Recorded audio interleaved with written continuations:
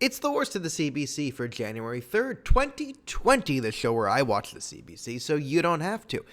And great news for the world, Qasem Soleimani is dead. And this is all the media is going to be talking about. There is so much misinformation. World War III is trending. Hopefully, within the next 8 minutes or so, I can explain how we've taken two major steps away from World War III with the taking out of Soleimani. So everyone's trying to call this an assassination, and that kind of shows how disingenuous it is. First of all, this is a foreign general who has openly declared war on the world, right? He's the head of the Quds Force. The IRGC's Quds Force, let me just explain. Their goal, their stated mandate, is to conquer the world and institute a caliphate run by the Ayatollah, whoever's the supreme leader at the time. So it's world domination is their goal. He's the head of it. He is the head of Hezbollah, Islamic Jihad, funnels money to Hamas, the Houthi rebels.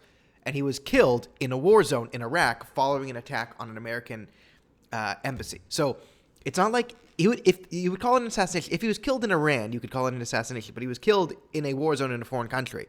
This is like saying if in World War II, if Hermann Göring, the head of the Luftwaffe, was flying in a plane that was taken out by the Allies, you would call this an assassination of a foreign general and a very reckless move by General Eisenhower and FDR or Churchill. Like, this is the insanity we're talking about. Okay. And I feel kind of vindicated because I was saying on my, if you watch all the previous shows, but that I thought the protests in Lebanon, Iraq, and Iran against the IRGC and against the Islamic Republic were actually the biggest story of the year because they had massive implications. And I made the case that if we're going to avoid full-scale war with Iran, you actually have to do something against them. And this is where the media becomes dishonest because they're completely taking out all the context of this. Oh, this provocation could inflame tensions. Okay, was it inflaming tensions when Iran hijacked 6 Western tankers in the Straits of Hormuz, when they would hijack and attack American tankers, UK tankers, and so when they basically just seize Westerners? Was that escalation? No. Trump just said words, said no. Then they shot down an American drone. Trump did nothing. No. Then they attacked an embassy, and then he did something. Okay? This is how Iran works. Okay? In Canada, we pursued a policy of appeasement on Iran under Justin Trudeau. Stephen Harper did the right thing and said, no, these are terrorists. And Justin Trudeau said, we're going to appease Iran. By the way, Justin Trudeau's brother, Sasha, used to be on the payroll of the Iranian government making anti-Israel documentaries for Press TV. He's also converted to Islam. So Justin Trudeau's brother was also on the payroll of Iran. So Justin Trudeau was leading this appeasement of Iran. And when he came out with his appeasement plan and his plan to reopen the embassy, and there was pushback from the conservatives, what did the Iranians do? There was a Canadian, Qaid Soufissamani, who was a sociology professor, and his wife were on vacation in Iran. They are not political entities, whatever. Iran said these are spies. They killed the professor, just killed him. Then they took his wife hostage and tortured her, as it meant like, no, if you don't negotiate with us, we're going to do more of this. Like, this is how Iran operates. Right? When you're nice to them, they say, "Oh, that's weakness. We're going to kill some Canadians to push them even further." Because when there is a weak country, you could just kill people and make them do whatever you want. This is how the IRGC and Iran operate. So, taking out Soleimani is a massive, massive, massive hit to their capabilities to run an international terrorist network. And you see how biased it is because the CBC is, again, like reporting kind of like they get 70% of it right, which in sense makes it more misleading than just a total lie, where they were saying, oh, Soleimani, the head of many foreign militant networks like Hezbollah. Okay, Hezbollah is a militant network, but according to the government of Canada, Hezbollah is also a terrorist network. Yes, Hezbollah, according to the Canadian government, is a terrorist entity. The CBC, which is the Canadian government, will not name them as terrorists.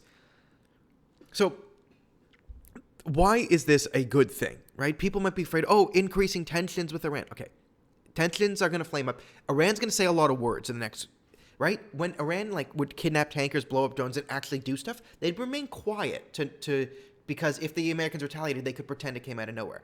But the Iranians are cowards by nature. They love fighting proxy wars because they thought that if they could fight proxy wars in Iraq and Lebanon, the Americans, if they attacked, would attack the Iraqi parts, so their head would still remain on their heads. But this they actually went after Iran. And Soleimani is significant because he is arguably the second most powerful man in Iran, maybe the most powerful before he died. The IRGC is a paramilitary force that is ideologically motivated, like separate from the actual military, but they're as big as the military. So let's go back to Nazi Germany. Like Hitler had the SS, like his hardcore ideologues that were these elite forces. This is the IRGC. Except imagine if the SS was the exact same size of the actual Wehrmacht, or the army, right? This is what the IRGC is. They control the country with an iron fist. The IRGC just killed like 1,500 Iranians in the last week for protesting them. So they're not widely loved in the country. Like Iran is protesting, the Iranian people are protesting these assholes. But Soleimani's way more important because he runs this, and the Quds Force is their international arm. This is their world domination arm. But he's like the top man within the IRGC. And there is an internal struggle because you have a supreme leader. There's a puppet president, but you have a supreme leader in the Ayatollah. But the real power behind Iran now is the IRGC. So the IRGC sort of works outside and inside the power structure, which means there is a internal power struggle between Soleimani and the Ayatollah.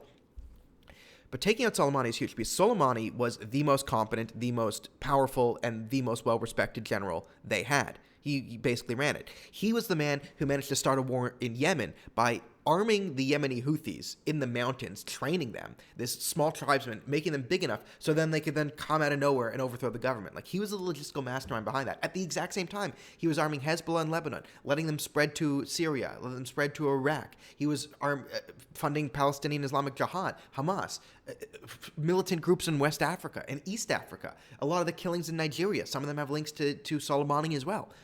This guy was a big, big player. And when he died, a lot of his contacts, and like, again, a lot died with Soleimani. And I'm more impressed with the killing of Soleimani than bin Laden, because Soleimani's location must have been a top secret. Like, many Iranian high-ranking officials don't know where he is.